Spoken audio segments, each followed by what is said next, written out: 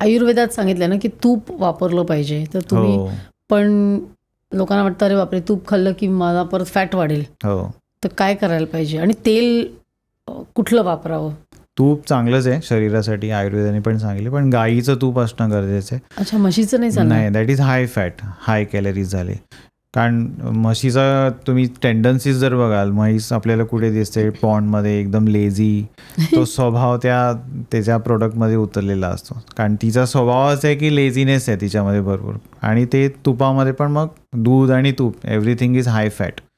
So गाईचं तूप is low on fats, high on proteins. आणि गाईला आपल्याकडे देवच मानतात, तर कामधेनू जी गाई आहे, तर गाईचं तूप इज मोस्ट प्रिफरेबल. म्हणजे औषधी गुणात्मक आहे आणि पर्सेंटेज 15 to 20 ml दिवसभरामध्ये तुम्ही घेऊ शकता. आणि नाहीतरी आपण तूप कोणीच एक्सेस नाही खात, दिवसभर तूप खाणं शक्यच नाही आहे. तर जेवढा घेतं ते 3 चमचे दिवसभरात तुम्ही यूज करू शकता. पण हल्ली ते संस्कारित केलेलं म्हणजे फुलमून घी वगैरे असतं ना, पौर्णिमेला केलेलं, हो. खरंच त्याचा फायदा होतो का? फायदा होतो. अगेन कॉस्टिंग तिथे जी जास्त लेबल लावलेला असतो की हे आहे असं म्हणून कॉस्ट जास्त आहे. तर साधं तूप तुम्ही आणा गाईचं आणि ते थोडं पौर्णिमेच्या चंद्रप्रकाशात ठेवलं तरी ते सुद्धा गुणधर्म मिळणारच आहेत. आता काय जी होतं त्यांनी?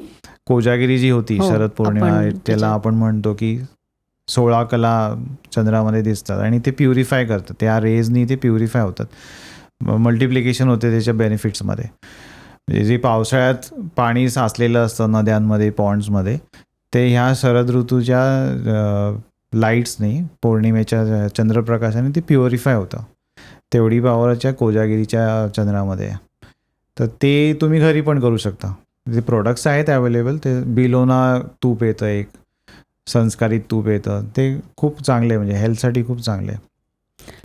आयडियल असं, आता मी डाएट नाही म्हणत, मील प्लॅन काय पाहिजे? मगाशी, आणि तुम्ही तेलाचं पण, हो, आपलं तेल पण आपण जे बघतोय रिफाईंड ऑइल्स आज जे मिळतात मार्केट्समध्ये, that are manufactured at 200 degrees, म्हणजे 200 डिग्रीवरती ते मॅन्युफॅक्चरिंग होते. आणि त्या कंपनीजना 40% पाम ऑइल ब्लेंडिंगची परमिशन दिलेली आहे गव्हर्नमेंटने, ऑन पेपर आहे. पण आपण कधीच फॅक्टरीज जात नाही ते किती % ब्लेंड होत आहे. आणि मग palm oil is dangerous, cholesterol, heart diseases सगळ्यांनाच माहिती असतं. पण आणि तुम्ही जर बघाल की कॉस्टिंग जर बघायला गेलो तर आपण रॉ शेंगदाणा कितीला मिळतो आणि ह्या ऑइल्स पण ॲप्रॉक्सिमेटली जवळपास सेम असतं. सो हे परवडणं त्यांना, कंपनीना कसं परवडत असेल, ते एक मोठा क्वेश्चन मार्क आहे.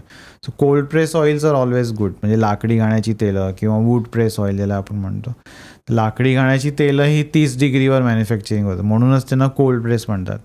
जिथे कम्पेअर टू रिफाईंड ऑइल हे 200 डिग्रीवर बनतं.